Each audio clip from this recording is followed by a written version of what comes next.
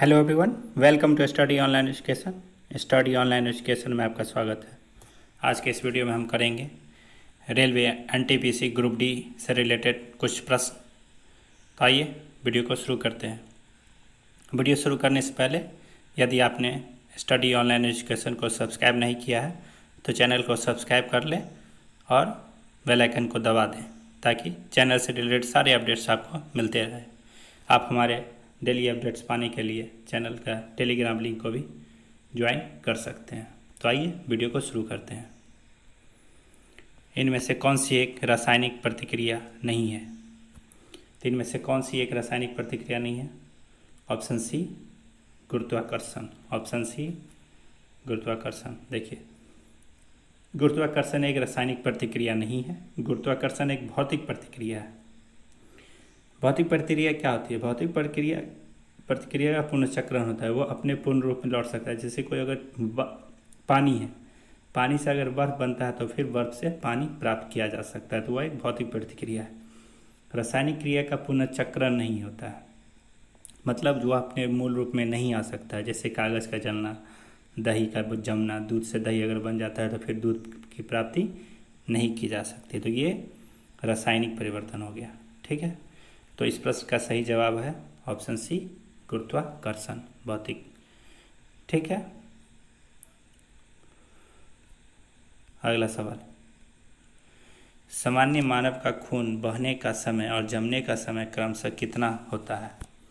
तो सामान्य मानव का खून बहने और का समय और जमने का समय 2 से 7 और 3 से 10 सेकेंड होता है। ऑप्शन सी सही जवाब। देखिए, मानव शरीर में खून बहने का समय और जमने का समय क्रमशः 2 से 7 और 3 से 10 मिनट का होता है। सॉरी, सेकंड होगा यहाँ, सेकंड।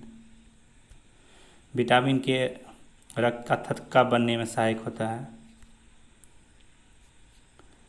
रक्त के थक्का बनने के लिए अनिवार्य प्रोटीन फाइब्रिनोजेन है। रक्त क्षारीय विलयन होता है। इसका पीएच मान 7.4 है। ठीक है, नेक्स्ट सवाल। लोहे की जंग डैश होती है। लोहे की जंग एक रासायनिक प्रतिक्रिया भी हम लोगों ने पढ़ा है कि जो पुनः प्राप्त नहीं किया जा सकता है, वह रासायनिक प्रक्रिया है। तो लोहे की जंग अगर लग जाती है तो लोहे को हम पुनः वो प्राप्त नहीं कर सकते हैं, जो जंग से खराब हो गया है। तो जंग से बचाने के लिए हम लोग लोहे पे जस्ते की परत चढ़ाते हैं, जस्ता की, जिससे गैल्वेनाइजेशन कहते हैं, जिससे लोहे की जंग से बची रहती है। ठीक है, तो इस प्रश्न का सही जवाब हो गया ऑप्शन बी। भारत का राष्ट्रीय आदर्श वाक्य क्या है? भारत का राष्ट्रीय आदर्श वाक्य क्या है? यह है सत्यमेव जयते। ऑप्शन ए सही जवाब। ऑप्शन ए, भारत का राष्ट्रीय वाक्य सत्यमेव जयते है। इसे मुंडको उपनिषद से लिया गया है। उपनिषद कितने हैं? 108 में 108 हैं। हमारे राष्ट्रगीत की रचयिता कौन है? बंकिम चंद्र चटर्जी, वंदे मातरम। तो इस प्रश्न का सही जवाब हो गया ऑप्शन ए सत्यमेव जयते। नेक्स्ट, प्रांतीय चुनाव किस वर्ष में ब्रिटिश भारत में आयोजित किए गए थे? तो ब्रिटिश भारत में प्रांतीय चुनाव का आयोजन कब किया गया था? ऑप्शन बी 1936-37 में। ऑप्शन बी, ये देखिए, प्रांतीय चुनाव ब्रिटिश सरकार द्वारा 1936-37 में आयोजित किया गया था। भारत शासन अधिनियम 1935 के अधीन 1937 में चुनाव कराया गया, जिसमें 11 प्रांतों में चुनाव हुए। कांग्रेस ने 7 प्रांतों में अपनी सरकार बनाई।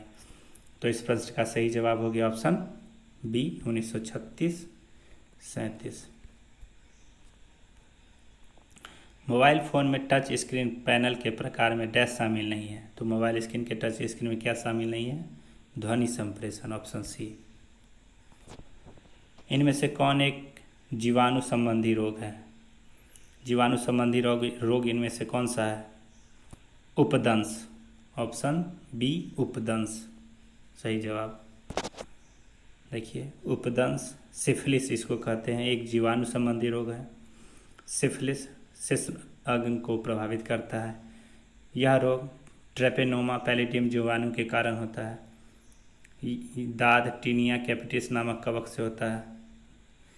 पोलियो HIV वायरस से होता है। तो इस प्रश्न का सही जवाब हो गया ऑप्शन बी उपदंश। ब्रिटिश ईस्ट इंडिया कंपनी ने खुद को भारत में किस अवधि के दौरान स्थापित किया था? ब्रिटिश ईस्ट इंडिया कंपनी ने कब? 1600 से 1612 ईस्वी। Option A. शरावती पनबिजली परियोजना किस राज्य में है? शरावती पनबिजली परियोजना किस राज्य में है? देखिए, शरावती पनबिजली परियोजना कर्नाटक में है। शरावती नदी पर जोग जलप्रपात है, इसे महात्मा गांधी जलप्रपात भी कहते हैं, जो भारत का सबसे ऊंचा है। शिव समुद्र जल बिजली प्रपात भारत की प्रथम बिजली प्रोजेक्ट है 1902 में। यह कावेरी नदी पर है शिव समुद्र। तो सवाल में क्या कह रहा है? शरावती। शरावती कहाँ है? कर्नाटक में है। ऑप्शन बी सही जवाब। शरावती नदी पर। परसिस्टेंट कार्बनिक प्रदूषक का परिवहन ज़्यादातर डैश द्वारा किया जाता है। परसिस्टेंट कार्बनिक प्रदूषक का परिवहन किसके द्वारा ज़्यादा होता है? हवा और पानी के द्वारा। ऑप्शन सी सही जवाब, हवा और पानी। मूलभूत अधिकारों में से ज़्यादातर हमारे संविधान के किस अनुच्छेद में शामिल किए गए? मूलभूत अधिकार हमारे संविधान के अनुच्छेद 36 से 51 में भाग 3 के तहत शामिल किए गए हैं। ठीक है,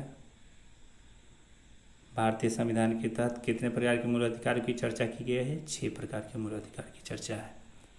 ठीक है, नेक्स्ट। रोगों को फैलाने वाले कीड़ों को क्या कहा जाता है? वैसे कीड़े जो रोगों को फैलाते हैं एक से दूसरी जगह, उसे क्या कहते हैं? वेक्टर। ऑप्शन बी सही जवाब होगा, ऑप्शन बी। 1971 में स्वतंत्रता की घोषणा के बाद बांग्लादेश के प्रथम प्रधानमंत्री का नाम बताइए। कौन बने थे प्रथम प्रधानमंत्री बांग्लादेश में स्वतंत्रता की घोषणा के बाद? देखिए, 1971 में स्वतंत्रता की घोषणा के बाद बांग्लादेश के प्रथम प्रधानमंत्री शेख मुजीबुर रहमान बने। पूर्वी बांग्लादेश पाकिस्तान को वर्तमान में बांग्लादेश कहते हैं। 16 दिसंबर बांग्लादेश स्वतंत्रता दिवस मनाता है। ठीक है, तो इस प्रश्न का सही जवाब हो गया शेख मुजीबुर रहमान, ऑप्शन बी। ये वहाँ के राष्ट्रपिता भी हैं बांग्लादेश के। अगला सवाल है, डैश कचरे में एक कार्बनिक अपशिष्ट होता है? किस कचरे में एक कार्बनिक अपशिष्ट पाया जाता है? सब्जी के छिलके। Option C, very very important सवाल। ऑप्शन सी सब्जी के छिलके। आज़ाद हिंद फौज का गठन किस वर्ष किया गया? आज़ाद हिंद फौज का गठन 1942 में। ऑप्शन सी सही जवाब। आज़ाद हिंद फौज का गठन 1942 में कैप्टन मोहन सिंह के नेतृत्व में किया गया। पावर ट्रांसफार्मर की कार्यप्रणाली का सिद्धांत डैश पर आधारित है? तो पावर ट्रांसफार्मर की कार्यप्रणाली का सिद्धांत फैराडे के नियम पर आधारित है। ऑप्शन डी सही जवाब।